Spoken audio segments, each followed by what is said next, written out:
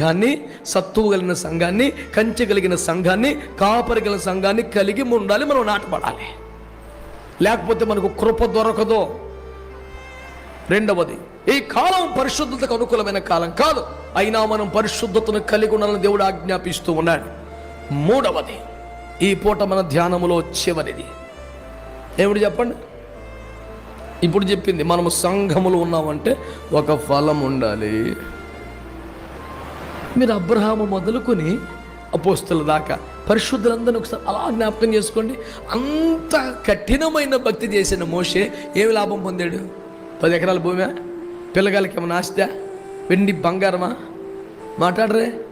సమయాలు ఏమి సంపాదించుకున్నాడు? ఏలియా ఏమి సంపాదించుకున్నాడు? ఇర్మియా, ఎజ్కేల్ ఏం సంపాదించుకున్నారు? అపోస్తలులు ఏం సంపాదించుకున్నారు? వాళ్ళు ఫలానా మేలు పొందారని చెప్పడానికి ఒక మంచి పాయింట్ చెప్పగలమా? మేలు పొందిన వారి జాబితాలో, లబ్ధిదారుల జాబితాలో ఈ పేర్లు మనం చూపించగలమా? ఎవరైతే బైబిల్లో మహాశక్తివంతమైన పరిశుద్ధులుగా, ప్రార్థనా పరులుగా మనం కీర్తి ప్రతిష్టలతో చెబుతామో ఆ గొప్ప గొప్ప శక్తివంతమైన దైవజనులు ఎవరు కూడా తమకు ప్రయోజనం కలిగించుకున్న భక్తి చెయ్యలేదనేది నిజం కదా. అక్కడి నుంచి అపోస్తలుల దాకా మరి వాళ్ళు మంచి భక్తి చేయలేదా? వేస్టా? Simple logic.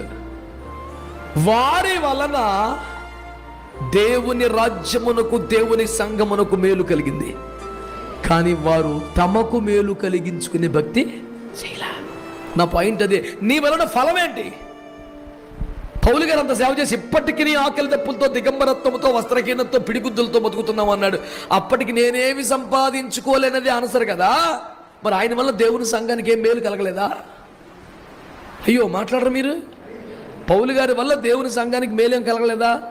అరే బాబా, ఆయనకన్నా ఇంకెక్కువ సంఘానికి ఉపయోగపడ్డ దైవజనుడు ఎవరు సార్?